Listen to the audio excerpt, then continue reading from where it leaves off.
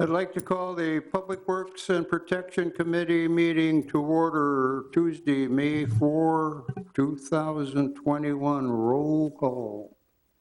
Gary Paul. Here. John Burnett. Here. Joanne Euclid. Here. Allison Williams. Here. And Jake Krieger is excused. Pledge. Stand for the pledge, please. I pledge allegiance to the flag of the United States of America and to the republic for which it stands, one nation, under God, indivisible, with liberty and justice for all. Thank you. I'd like to introduce a new member to our committee this evening. John Burnett is first meeting with us, so welcome, John, on your first meeting that you'll be here for tonight. Action on the agenda. Move to approve. Second. Motion and a second. All in favor? Aye. Opposed? Motion carried. Minutes or action on the minutes on the April 8th, 2021. Any corrections, additions? Action to approve.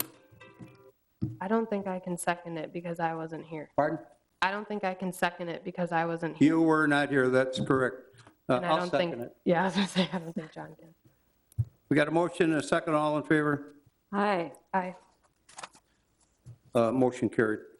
Comments from the public must be limited to items not on the agenda, must state their name and address, limit to 5 minutes. Board's role is to listen and not discuss them, the items.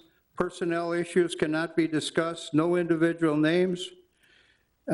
Board is not able to take action at this meeting. Do we have anybody in the audience here that would like to speak?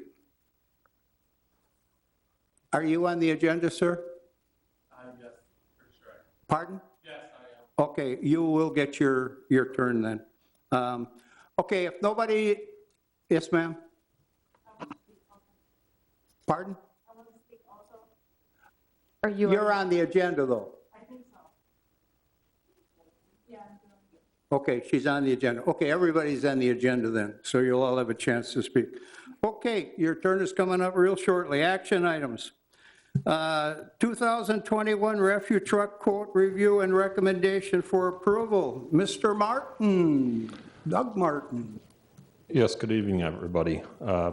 As part of the 2021 budget, we had approved $285,000 for the replacement of one of our refuse trucks. Pulled all the specifications together, got that out to bid, received quotes towards the end of April. There are 5 possible brands, and we received quotes on 4 of them. We had one that actually met spec, the entire spec, which was Heil, a ready-made piece of equipment for $279,896, and that's going to be our recommendation moving forward. But I wanted to give you a little background as to why we're recommending that. You'll see we received 3 other quotes, a couple of them pretty close to the quote we're recommending, one that's about $14,000 less. Biggest difference is this is the only vendor that could provide this piece of equipment within the 150-day time frame. You may have been hearing the issues with some vehicle purchases and delivery times on vehicle purchases. That has hit the refuse truck market, especially on the chassis market, the truck that lies underneath the packer body, if you will. One of the vendors is 1,800 trucks behind, so they couldn't give us a time frame when that truck would arrive. The other ones were 1 year plus. That time frame just is so far beyond what we can handle with our spec, and for the cost difference, we would be spending more in repairs to the truck than we would be saving and waiting for that truck to arrive. That's the reason why we're making the recommendation that we are to recommend award to Village Board for the Heil ready-made truck for $279,896. Biggest item out there, if you can believe it or not, these great big machines, the biggest item that is a delay right now is the computer chip that runs the arm that reaches out and picks up the garbage can, made in 2 different countries. And with, as everybody can imagine, with what's going on, the delay in receiving those computer chips currently is about 6 months. Just wanted to give you a little background as to the hows and whys that this came about. Everything's still under budget, but like I said, the recommended purchase would be the Heil ready-made refuse truck at $279,896. And I'll take any questions. All right, Doug, I think if anybody watched TV Sunday night, they had, on 60 Minutes, they had why the chips are so scarce. We only have one manufacturer in the United States, and that happens to be in Arizona. We used to manufacture about 37% of the chips in the United States. We're down to 12% now. So it is a problem in manufacturing of all vehicles at the point. Doug, is 150 days, is that blowing smoke or is that pretty accurate? The 150 days we had in the spec is what normally. It's a normal process? Yes. The one that's recommended, they actually have one chassis that's still on their floor that hasn't been claimed. So that's why they can get it to us in about 90 days. If they didn't have that chassis, they said they'd be pushing right about the 140 to 150 days. So Okay, we're and sitting this in is a shape. truck you're more familiar with, I'm assuming? We have 2 Heils currently, and we have one New Way. So the mechanics are very, very familiar with the Heil. The Heil, what Body. chassis are they on, the Pete's? Yes. They are, okay. All right, any other questions from anybody? If not, somebody want to make a recommendation, we'll move that to the village board. I will make a motion to purchase the Hale refuse truck for $279,896. Second. Got a motion and a second? All in favor? Aye. Opposed? Motion carried. This will go to the budget, or excuse me, the village board meeting on when is?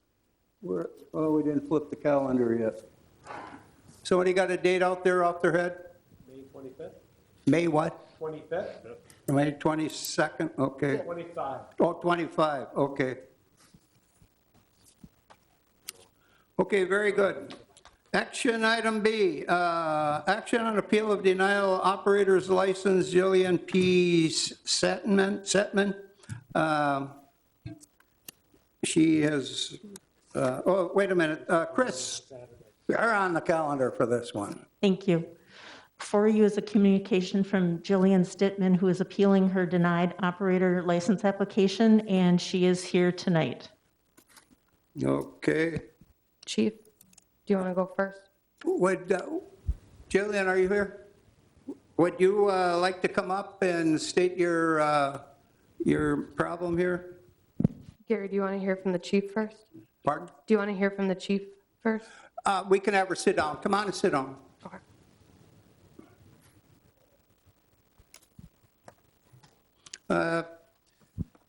Chief, we'd like to give your explanation on the denial of this order. Sure. In following our guidelines that we established a few months ago, Ms. Dittman was convicted of a felony drug violation. That is an automatic disqualifier, even though this was longer than 10 years ago. That is an automatic disqualifier, so that's the reason for my denial. Was anything left off that you remember? Off of her application? Yeah. No, I believe she put it on there. Let me just double check.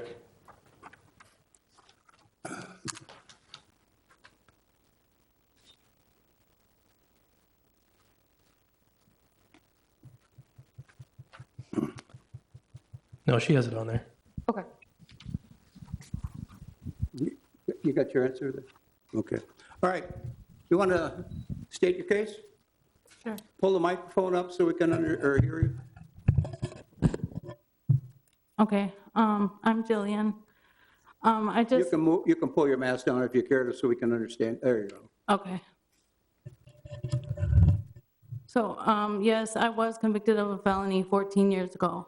I was very young. I made a lot of mistakes when I was young, but I paid dearly for them throughout my lifetime.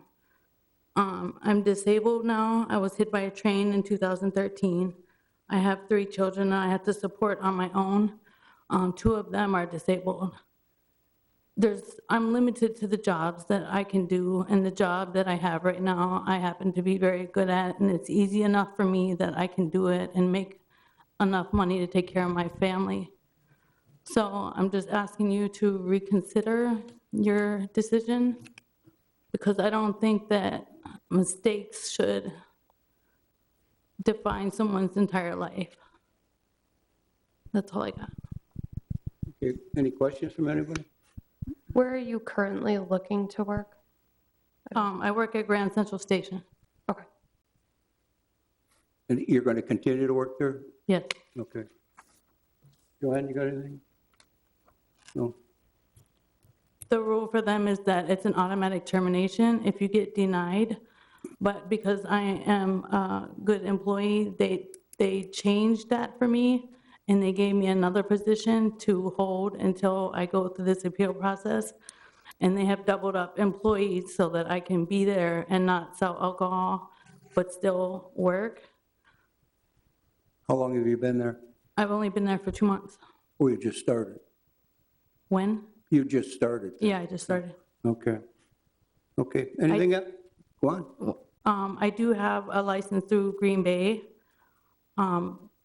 If that makes any bit of a difference. I got another one today, my second one. They denied me as well the first time when I tried to get one through them. They denied you the first time? Yes. And then you appealed it and they Yes. did give you one? Yes, Okay, okay. Anything else? no. Any questions? Somebody want to make a motion?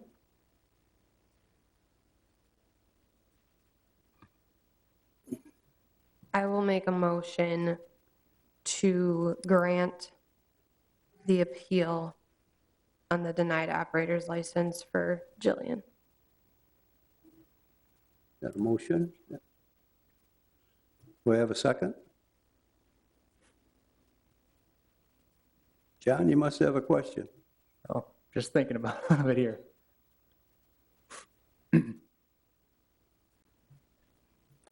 All right, I'll do the second.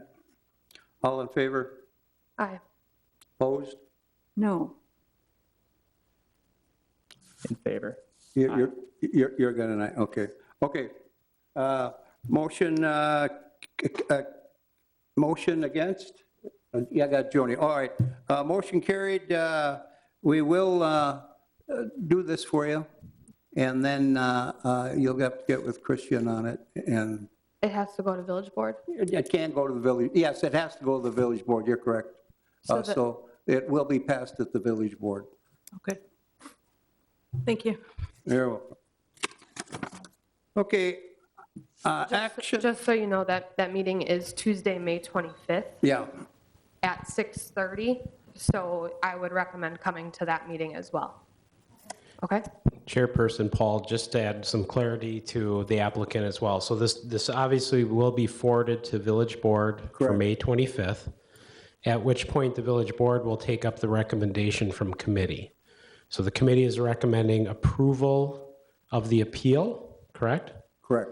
And then the Village Board ultimately, collectively will decide what the ultimate outcome of that appeal is. Just so you know that, it still needs to go through that next step yet before Chris can actually officially issue an operator's license. Okay? Very good. Okay, we'll leave it at that. All right. Action item C, action on an appeal for denial operation license for Donald Trader. Chris, again. So again, you have a communication from Donald Trader, who is appealing his denied operator license application, and he's here tonight also. Chief? Yep, this one is basically the same as the previous one. Felony drug convictions, back in 1996, I believe it was. And so those are automatic disqualifiers as well. And nothing else, that was the only reason? Nothing was left off, anything like that? No, that was the only reason. Okay, David, you in the audience here? All right, you want to come up here and state your case, please?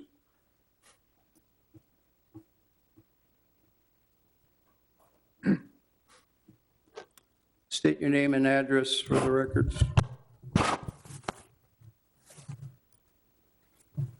My name is Don Trader. I live at 1689 Velp Avenue, Green Bay.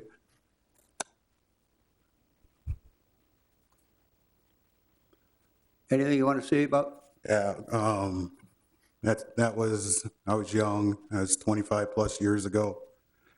Since then, I've raised 2 kids.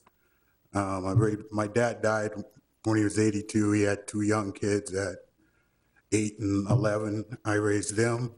I did have my bar license in Appleton, where I was a GM at Applebee's, also a server. I also own my own business right now. You are working at any liquor establishment yet? I work for Tom Village Liquors. You can come up. Okay, Tom, state your name and address, please. Tom Vanderheiden, 2851 Castlebar Court, Ashwaubenon. I'm the owner of the building that Don's renting from me. He owns the mattress factory, or mattress by direct in my building. I actually own the liquor store also. I approached Don because he works part-time and he's a elderly gentleman, a couple of years older than me anyways, and asked him if he could help out a little bit part-time, and he says, yeah, I would do that. So I asked him actually to come to the liquor store to work a couple days a week for me, not knowing that this would drag up a bunch of old history, but I'm here that he's a good tenant and a good person, so I'm just character witness. Okay. Any questions from anybody? I'd like to ask the chief, there's a couple of things noted on this record that have question marks on them. Is there any dates on those? Well, I can look up the dates. I think he just didn't, he couldn't remember them specifically, so they were, as far as this concerned, they weren't as important to remember the dates. Are those way in the past, let's say? I haven't been The in child trouble. support and theft? Yeah, the child support, I served 6 months for. I actually got custody of my kids after that. Okay, what about the other offense? The- Theft? That was when I was back in high school, I believe, just getting out of high school. Yeah, I'd have to look on CCAP. They're not even listed in his criminal Yeah, record, so. that was Okay. back in, I'd say 84, 85. Okay, all right, that gives us some idea how long ago it was. Okay, anybody else, any other questions? Okay, if no other questions, somebody want to make a decision here? I will make a motion to grant the appeal of the denied operator's license for Don Trader. And I'll second it. Okay, we got a motion and a second, all in favor? Aye. Opposed? Motion carried. So Okay, again, you May will be 25th. going through the same process with the village board on the 25th, was it? Yep. So that'll be your final date, so I'd advise you to appear, so. Thank you. Very good. It's typically at 6:30, that meeting, so May 25th at 6:30 in this room.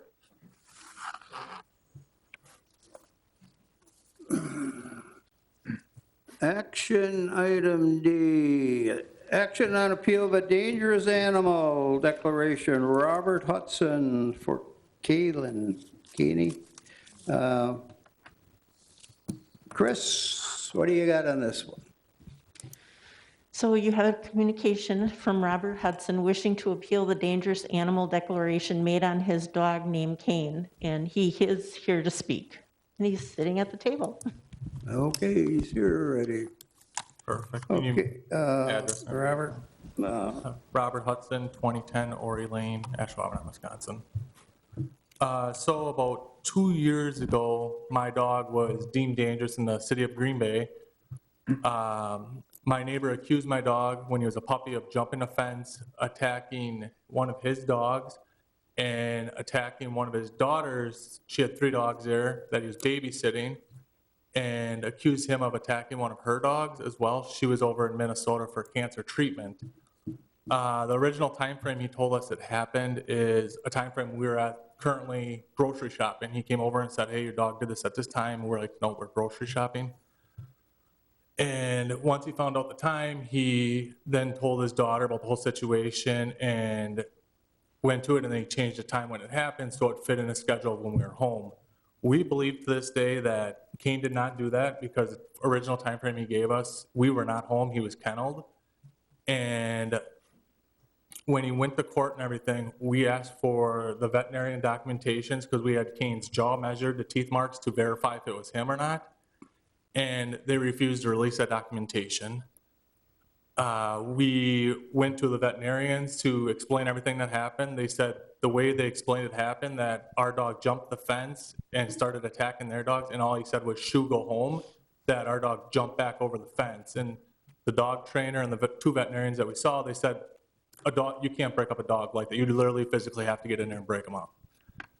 And we feel to this day that his dog and his daughter's dog did not get along, and they started the fight. And the only way that he could not break it to his daughter is to blame it on someone else's dog. Because literally a week before that, we let him in our garage when it was raining, when he was walking, and he saw Kane and asked what breed he was, and we said he's a Mastiff. And he's like, right away, he's like, "Those are dangerous dogs. They should not be allowed in the city of Green Bay." So I do have documentation from the dog trainer of her. She took time, spent time with her dog, him, and put them together. And right here, I can bring this up to you guys for it as well. We do have a letter from a family friend that's known us for 4 years, have their kids around our dogs, never no issues. And then we also went around to our local neighbors that are where we currently live now. And we asked them, we explained the whole situation, that he was deemed dangerous, and told them. And all of them said they would have no problem with us having the dogs, and that they felt he was no threat, and they don't see any harm of him being there. And then I also do have pictures of him with kids to show you, obviously, that he's tolerant with kids, if you want me to bring that up to you guys. All right. We've got documentation here from the lady that wrote the letter. I don't know. It seems like she knows what she's talking about. The first thing I'd like to do is have our attorney explain to us the definition of a dog that has been determined a dangerous dog in another community, and what our policy is here in the village. Okay, so just a couple of preliminary or introductory items. What we have is our local ordinance, which is Ashwaubenon Municipal Code Section 4-1-2, which covers dangerous animals, and more specifically, those are defined in subsection B of the ordinance. And a dangerous animal may mean 5 of the different categories contained within subsection B.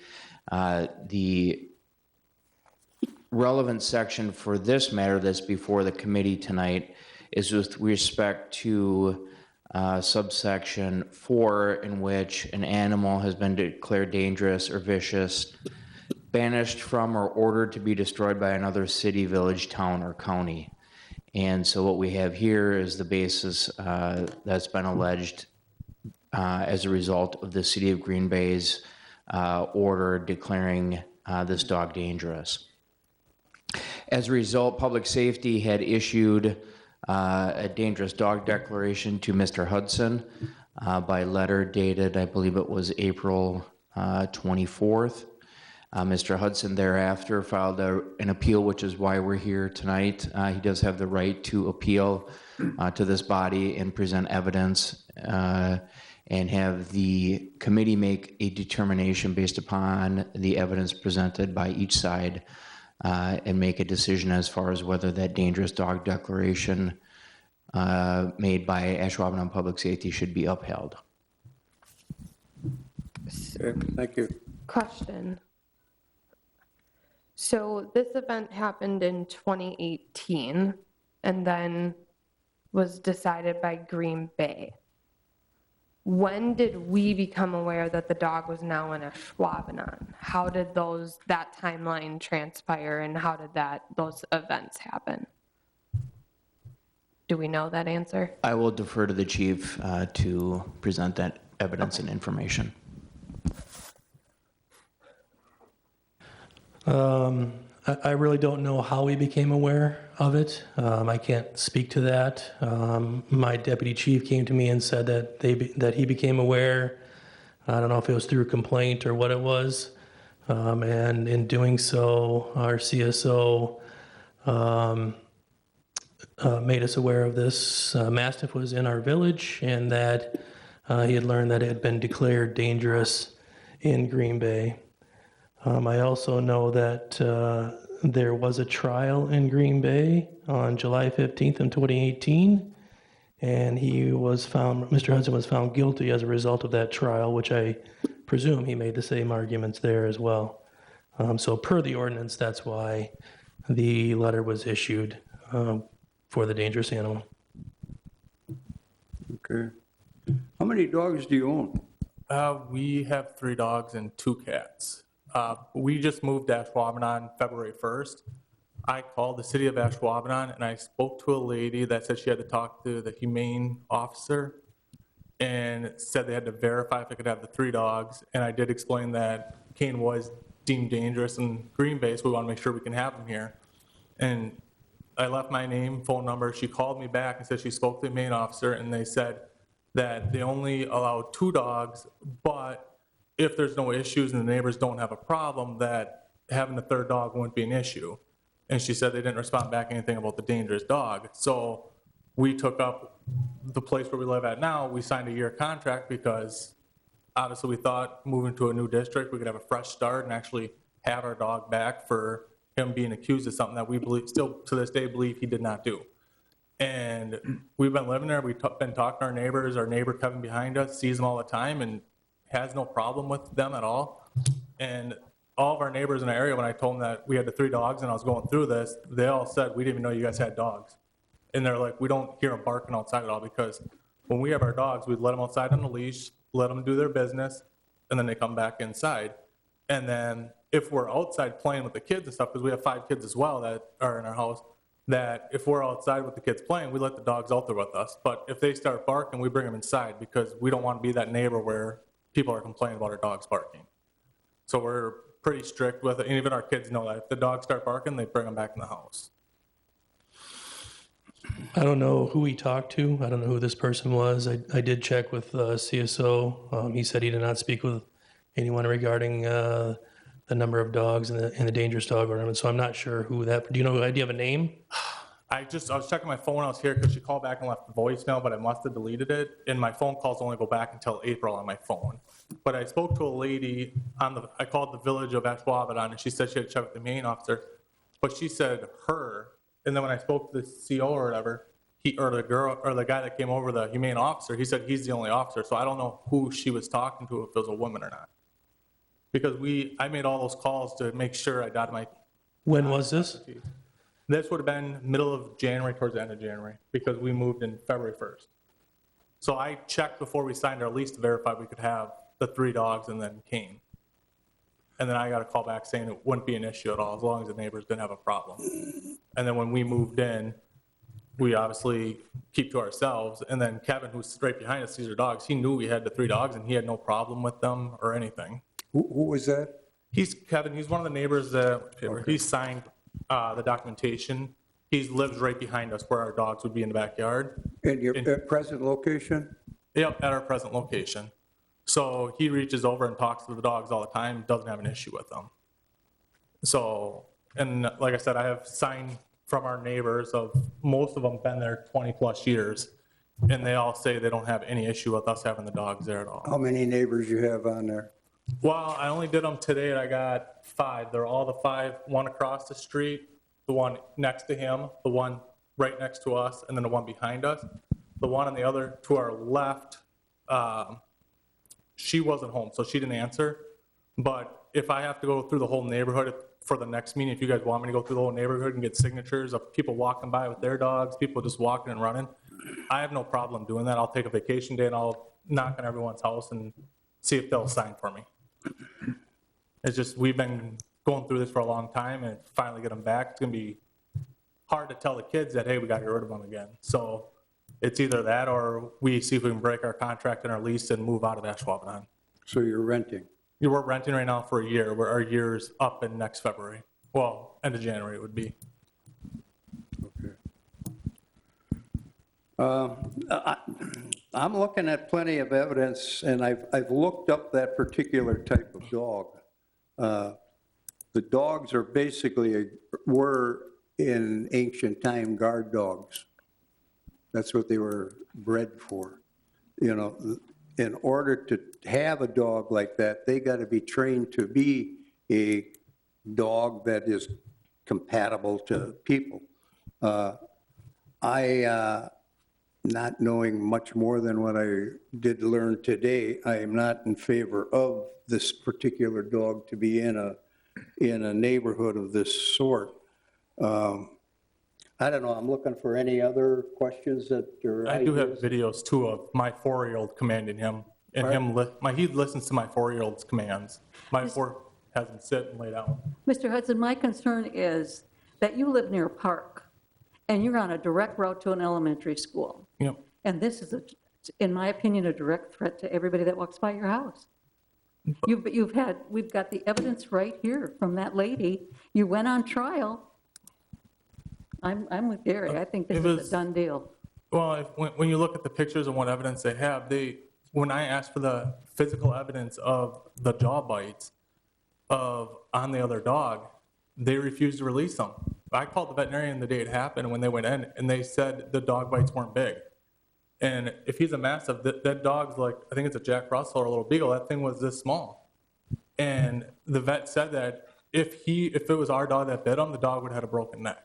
Well, evidently, when you went on trial, they didn't take that into consideration. It's because when we went on trial and I went to the city, their excuse is why they didn't care what we had to say is because the person that's claiming that was happened lived there for 30 years. So they're taking his time of being in the city that they felt like they had to listen to what he had to say. Chief? Just a point of a clarification. I have the police reports here as well, and so when I read the report from the humane officer from Green Bay, it says when this occurred, they went over and talked to your wife, and who apologized and said that she would get the information to you.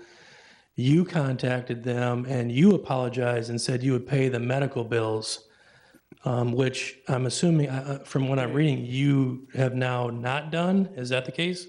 No, the correction with that is obviously it was what they put in there is not correct. My wife said when he came over with that, my wife was in shock that he was accusing our dog of it happening in the time frame of when it happened. We weren't home.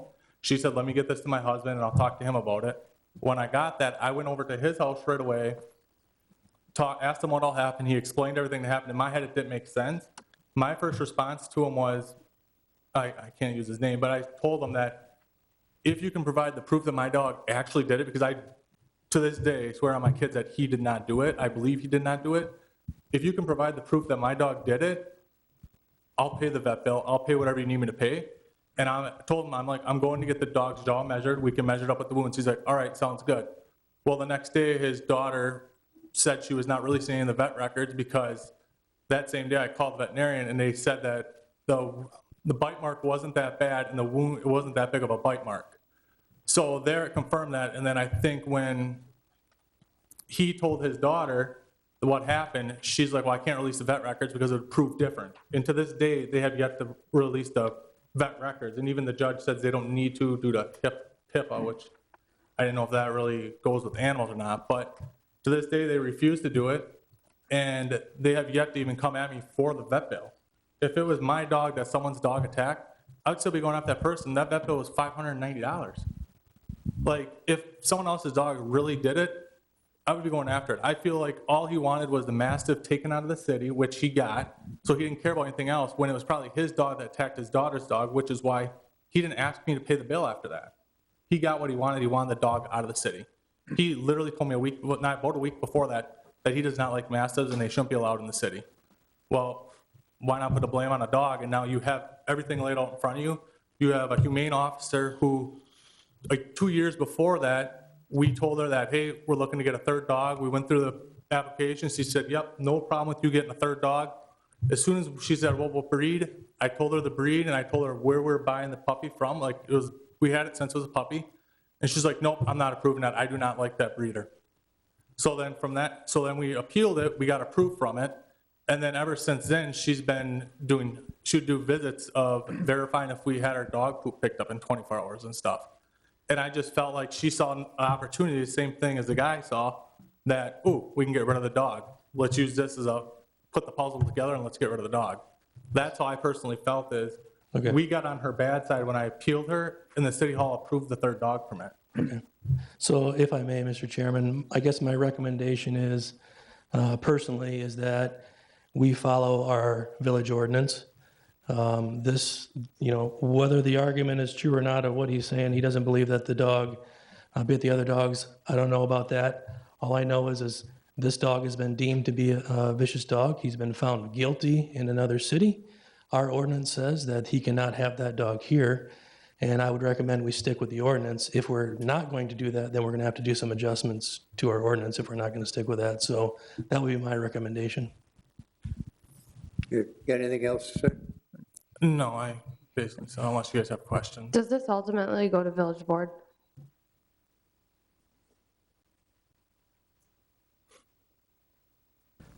There will be a report or recommendation from the committee that goes to the board. It's essentially, the board will have to make a decision, and it's more of an approval or a rejection of the recommendation of the committee. Would not be a full-blown rehearing, so to speak. Yes, what other types of evidence were presented when you did go to trial? Was it just your word against theirs? Was anything else brought in besides that? It was his word that his dog and his daughter's dog were attacked by my dog. And then when I asked for physical evidence, they had nothing. And then that's literally all they have is his word against our word. And that's literally what it came down to. And that's when I said that he lived there for 30 years and they felt like they had to go with his word because he lived there for so long. But that's where we got put in it. There was no physical proof at all. There's 2 dog wounds. You had his daughter's dog and his dog. And when I showed the pictures of those wounds to the veterinarian, his assumption was that those 2 dogs got at it because of where the bites were on the bodies. How long has this been going on between you and your neighbor? We no longer live there, but the neighbor that we used to live by, he hates our landlord at that time. He hated her with a passion that he used to file complaints against her. You can look at the records of the house of all the complaints he filed against her. So it was more of, he did not like her landlord, he did not like our dog, and I just felt like everything piled up. It just fit the narrative of what he wanted to write is from professional people, that veterinarian and the dog trainer, they all said they don't see any way that physically could have possibly happened, that our dog jumped the fence, attacked the dogs, and then he yelled, go home, and then he jumps back over the fence. They said, no way, that if our dog or any dog would be attacking another dog, you literally have to spray them with water or pry them apart. They said if you're yelling at them, they're not going to break apart. And I don't know if anyone here has experience of dogs fighting at all. I personally do not, but when I talk to a dog trainer and a veterinarian, that the veterinarian say it happens in their office, they have to pull out the hose and spray the dogs to break them apart. So none of the story that the neighbor had lined up at all with any realistic facts that he could even present it. Then nothing lined up to professionals. Good. How high was the fence? Was it just like a chain link, It was 4-foot fence? Well, it's a or- 4-foot fence, but on our side it gullied down, so I bet you it was probably about 4.5-foot fence. And when he said he jumped, he said, yep, he jumped it over the fence and cleared it. And I'm like, well, I doubt he can jump a 4-foot fence, because at that time he was probably about, I don't know, about this tall maybe. And then he's like, oh, he climbed the fence and he crawled over top of it. Well, the fence is sharp on top. He would have scrape marks all on his chest, which he did not. And he's white on the bottom and light gray on the side. How many pounds is he weigh? How many pounds do you weigh now? 80? 80 pounds. That's the biggest he's going to Big get. dog, okay. Okay, anything else? This is a tough one. Pardon? This is a tough one. If I can, some of our pictures actually, so when he had to be out of our house in Green Bay, our friends took him and Howard, and we actually have pictures of him and their dog that he never met before, and they were There. teaming. Yeah. So if he was a dangerous dog, he wouldn't have been fine, he was needing a new dog. Ma'am, could we have your name and address for the record, please? Sure, my name is Jenny Hudson, 2010 Oregon. Kane is, I am his wife, so he does. Okay, I am going to make a recommendation. I'm going to make a recommendation to deny this and come to the village board on the 25th of this month. And the board will give a final decision on what's going to happen here.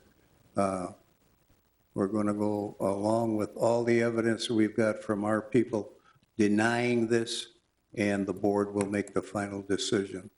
So I'll make a motion to deny this. And trustee Paul, just to be sure that the record is clear, the basis for the motion is the fact that the animal, based upon the evidence presented and the animal being declared dangerous by the city of Green Bay. Correct, as a dangerous dog. Okay. We've got a first. Do we have a second?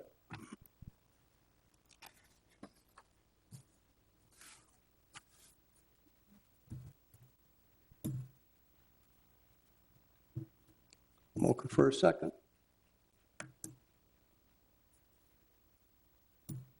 If not, I will obtain another motion.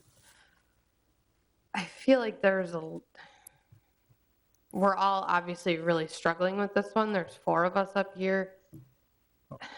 And What? we have a family friend here too that.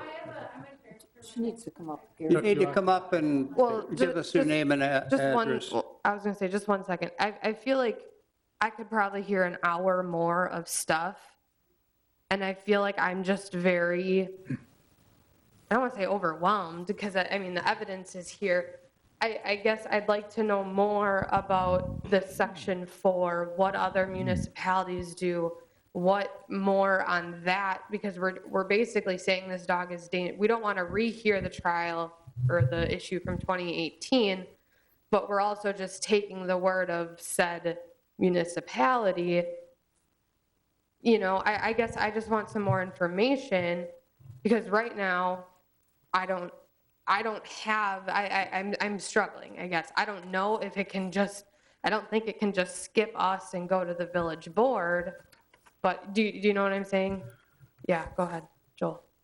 I don't think I really care about any municipality. I care about Ashwaubenon alone. But Ashwaubenon is, if we make our decision, we're making our decision because Green Bay made the decision. So any animal that has been declared dangerous or vicious, banished from, or ordered by any other city, village, town, or country. So because Green Bay did it, Ashwaubenon's going to do it. Not saying that's wrong, but that's what we would be denying it on. Because Green Bay said they're dangerous, we're going to say they're dangerous. That's where I have a little bit of struggle, and I just want more information. Again, not saying that that's wrong. It's in our code for a reason. But that's where my internal struggle is. And again, you also don't want to rehear the issue from 2018, because that was dealt with. That wasn't in our municipality. Joel, do you see where I'm going?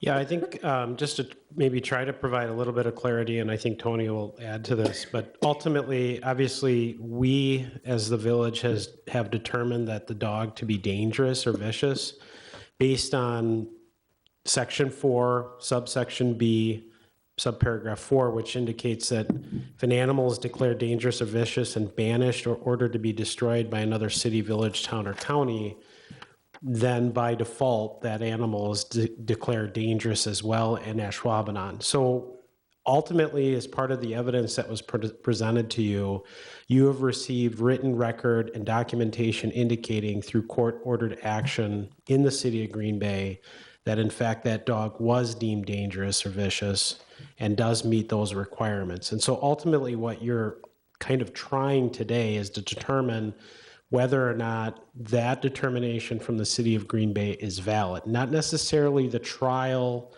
or the case or the hearing that occurred in Green Bay, but the fact that the evidence that's presented to you that it is in fact deemed dangerous is valid here in Ashwaubenon. So you don't necessarily need to rehear all of the elements that went into the determination in Green Bay today. What you're determining is it in fact true and reflective of Green Bay's determination that the dog is deemed dangerous? And if so, then we should uphold the ordinance as it is written. You do not, through this hearing, have the ability to call witnesses that were, in fact, probably presenting evidence at the hearing in Green Bay, right? So you don't have that ability. Your ability today is to call into evidence the individual that has the dog. Was this, in fact, deemed dangerous? They have indicated it was. The evidence was presented based on the record from the trial that was held in Green Bay that it was, in fact, deemed dangerous. So ultimately what you're doing is just reviewing, were those things actual and representative of what actually occurred? And if they are, then in order to enforce the provisions of the ordinance, that is why the chief is recommending denial on the appeal. So I don't know that you necessarily need to get into, was what occurred in 2018 true and accurate? That was already determined by another agency. And that is presented to you as evidence. Tony, you want to add anything to that? Yes, just to add a little bit of additional information on top of that, Joel is correct in everything that he stated. Also, the committee is bound by only to consider what has been presented tonight. Anything else outside of the record tonight would be an inappropriate basis to make any sort of a decision. So everything that's been presented tonight towards the question that Joel had indicated is really what the decision needs to be based on and is limited to this record. So then can we make a motion based off of what you and Joel just said, but direct us to look more at this particular ordinance? That's a separate question. The question is whether to grant or deny grant the appeal or to deny the appeal. Yeah, so I'm saying we do that. We'll do that. And then after that's all said and done, can we as a committee say, okay, we're going to do what it says based off of this, but we don't like it. Or maybe not we don't like it. Not necessarily that way, but I personally would like to see more clarification around number 4. That would be a separate agenda item for a future meeting. Okay, that's what I think I mean. Then I'm going to make a motion to uphold the dangerous animal declaration of Robert Hudson and Kane. Got a first? Yeah. I'll second it. All in favor? Aye. Aye. Opposed? Motion carried. So is now the time that we would like to instruct staff or something to put this as a future agenda item? Because this does still ultimately have to go to village board. So Yes. please know that. It will go to village board, but I don't, I guess I'd just like more research. I don't know. So what does uphold mean? I'm confused. Tony, you want to give an explanation, please? The declaration that has been made by Ashwaubenon Public Safety was upheld by the committee. That recommendation will now be forwarded to the village board for its meeting on May 25th. So then that's when we'll get our final answer. We don't have a final answer right now? No, we're referring it to the village board right now. Correct. Okay, and then when, the chief, or I think it was the chief. Deputy Chief Humane And Officer. then, humane officer came when only Rob was home. He said, since we appealed it within the 72 hours of being told that he needed to leave, that we could keep him through the appeal process, which is what we're doing. He's at our house right now. If this one is getting moved to the village board on the 25th, can we still keep him until that meeting as well, since that's what we Tony? Yes, that's correct. Okay. Yes, that's correct. Yes, Okay. while the appeal is pending. Okay, I just want to make sure that we're not sensitive. Is that all your questions asked? Yeah. Okay. Okay, we'll see you at village board meeting. All right, and I do have a question. I know you guys said for like evidence and stuff can't be brought after this. Like I said, I don't have any evidence that he did or didn't do it, but neither do they. So I don't know how I'm supposed to bring more evidence besides family and friends of witnesses that have been around Kane or seen him in the last 2 years or they're currently seeing him that don't have issues. It's just, to me, I want to understand what I need to do to possibly prepare myself is I still feel like he's falsely accused, but what do I need for evidence to bring, or can I not bring more people to the city meeting? All that the village board meeting will be limited to is your comments regarding what you presented tonight. Okay, so I couldn't bring in other witnesses or anything, or the dog trainer and stuff? That's correct. Could he provide any documentation? So like No, the record is closed after tonight. So like the signatures of my neighbors and stuff won't matter then? Put it in the record for tonight, but anything after tonight, no. Well, I feel it'd be important that the local neighbors have no issue with. I feel it'd be something important to be carried over to the city meeting for other people. I don't know if there's more people that would be up here or not, but I just feel it'd be important. See the information we had here, obviously the pictures probably won't be a big deal because that's a lot of pictures we have of them with kids and other dogs. But just, I feel like our letters we have here from the dog trainer, letters from a family friend, and then also the documentation of our local neighbors that literally live next to us. Do you want to submit that to the record tonight? Yeah, I would love to. Okay, I'll take. So since we're here Could I get a tonight, the copy letter back? 'Cause I from don't have the, extra copies. dog trainer that you saw when this all happened, since we're turning that in tonight, that will be looked at on the 25th, correct? Right, I'm just trying to like make sure I understand. Could you repeat that? So since one of our documentations tonight is the letter from the dog trainer that Kane saw when this all originally happened, since we're turning that in tonight, that will be looked at on the 25th, correct? That's part of the record. And then is she able to come talk? Because she had training classes tonight that she couldn't No. make it, but she could make it the 25th. No. So she would have had to be here tonight. Yes. That's what I wanted. Tonight's the hearing where the evidence is presented. This evidence has been presented and submitted to the record. The record is what it is to go to the board, and the board makes its decision based upon the recommendation and the record that has been All right, presented so then I tonight. couldn't bring the pictures in unless you take them and scan them in. Correct. All right, well then, scan them all in, I guess, please, if you don't mind.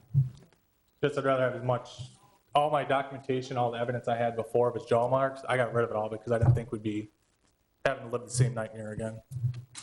good. Okay, we'll see you on the 25th. All right, and then am I gonna get those back then? You can have, no, it's not. Well, I don't have the signatures and stuff, I just wanna make sure I have copies of it.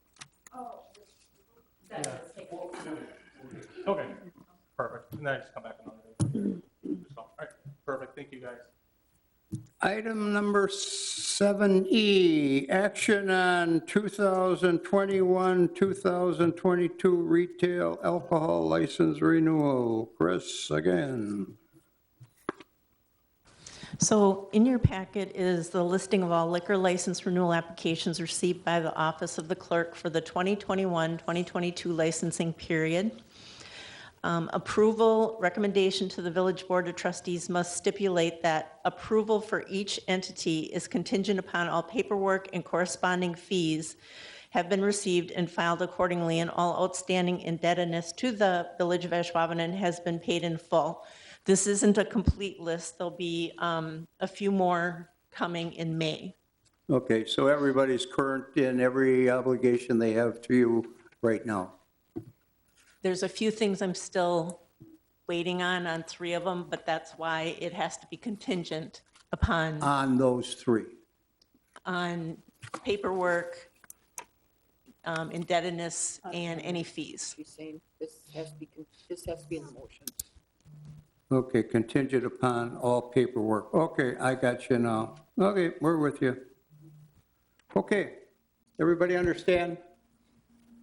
We need a motion on this then? With the contingency.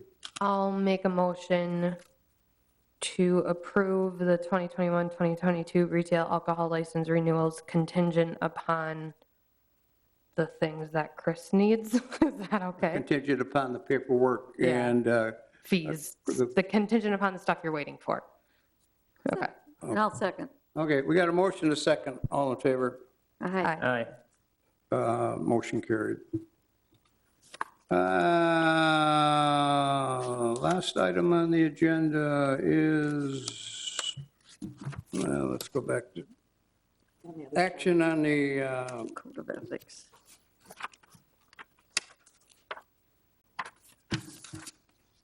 annual distribution of public officials employee on the code of ethics. Everybody's got it in their packet.